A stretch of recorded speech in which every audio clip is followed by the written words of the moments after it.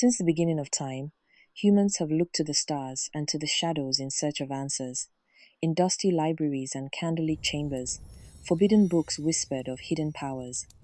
Among them, one name still echoes through the corridors of mystery. Ars Goetia.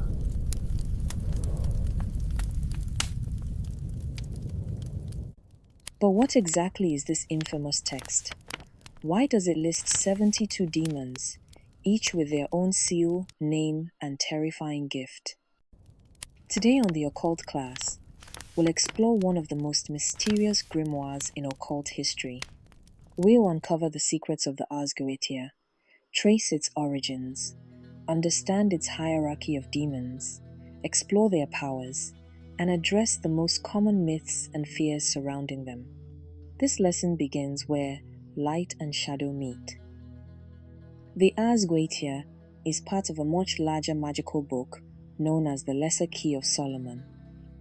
It's an old grimoire, a type of magical handbook that describes 72 spirits and the ancient art of summoning them. Each spirit has a name, a title, and a unique sigil known as a seal, which the magician must use during the ritual. But despite what horror films might suggest, these spirits were not simply demons of chaos and horror. To ancient magicians, they were tools to be commanded, not monsters to be feared.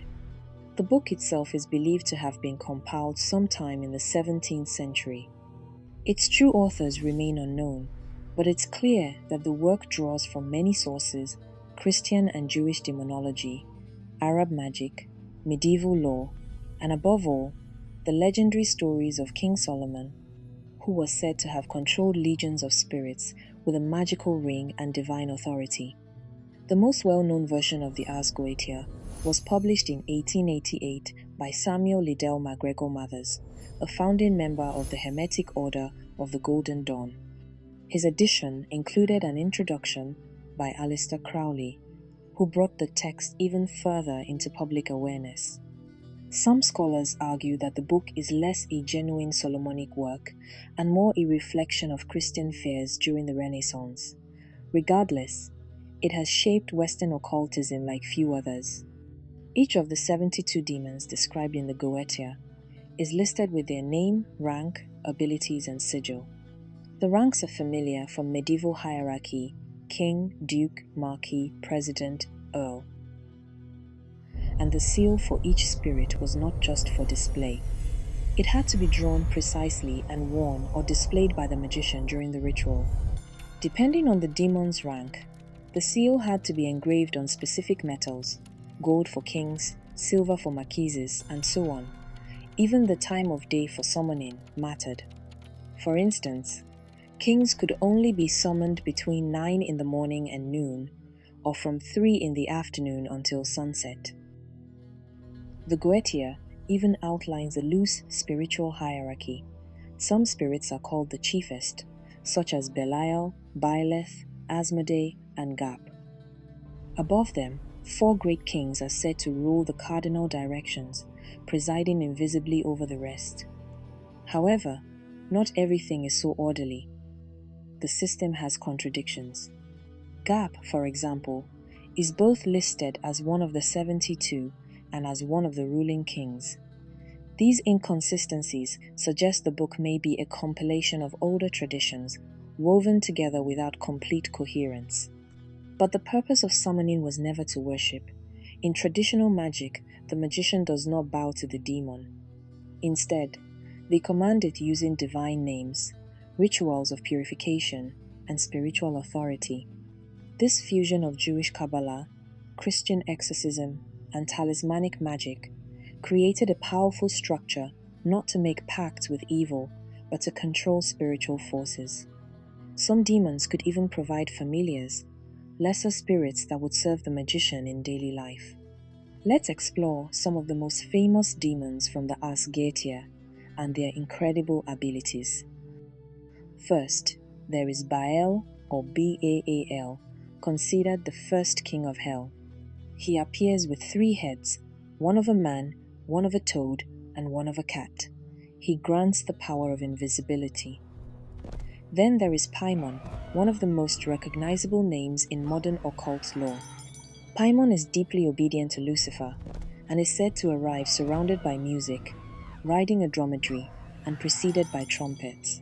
He knows all things past, present, and future, and brings good familiars. Person is another powerful spirit, a man with the face of a lion, riding a great bear while holding a viper. His arrival is heralded by trumpets, and he too reveals hidden things, understands the workings of the universe, and brings trustworthy spirit companions. Then there is Vine, both an earl and a king, who commands 36 legions. He rides a black horse, discovers hidden witches, controls storms, and can build or destroy walls on command. Zagan is a king and president who takes the form of a griffin-winged bull before becoming human. He grants wit and humor, and he has the power to transmute substances, turning wine to water, blood into oil, or any metal into coins. Belial is a high king created next after Lucifer himself. He gives positions of power, high favor from friends and enemies alike, and provides excellent familiars, but only if he is given offerings. Lastly, Asmodeus, sometimes called Asmodeus, is one of the most powerful and infamous. Known for lust, deceit, and immense power, he is subject to the Eastern king Paimon and appears with multiple heads, serpent tails, and the breath of fire. Naturally, people have many questions when they hear about demons, especially those in the Goetia. What are demons? In occult terms, they are not simply evil monsters, but spiritual intelligences, some chaotic, some wise, all powerful. Do demons actually exist? For some, they are external, real spirits. For others, they are inner symbols or aspects of the human mind. Where do demons come from? Some traditions say they are fallen angels, cast down from heaven. Others say they are the spirits of the Nephilim, the offspring of angels and human women, as described in the Book of Enoch. Can someone be possessed against their will? Most occultists say no. True possession is rare, and spiritual protections such as wards, prayers, or sigils can prevent it. Is summoning demons a sin? In traditional ceremonial magic, the magician is not making pacts or worshipping. They are commanding through divine names, asserting spiritual authority. In fact, some Christian mystics use similar techniques. Another common myth is that demonic influence is always dramatic, like in horror films. In reality, it can be subtle, influencing thoughts, habits, or emotions quietly over time. On a deeper level, we must consider the ethical and philosophical questions behind this practice. Why would someone try to summon a demon at all? Aleister Crowley proposed that Goetia spirits might not be spirits at all, but parts of the human brain, hidden faculties of the mind. To summon them would be to activate those powers within oneself. Others believe the spirits are real and tied to spiritual territories, an idea called spiritual mapping. Whether literal or symbolic, the key is respect. These are not toys. Working with the Goetia demands discipline, clarity, and above all, protection. In the end, the Ars Goetia is more than a catalogue of demons. It is a gateway to understanding how humans have tried to master unseen forces. From Bael to Asmodeus, from divine authority to dark mirrors of the soul, each name in the Goetia points to a truth we still struggle to grasp. What do you believe? Are these spirits real or symbols of our hidden nature?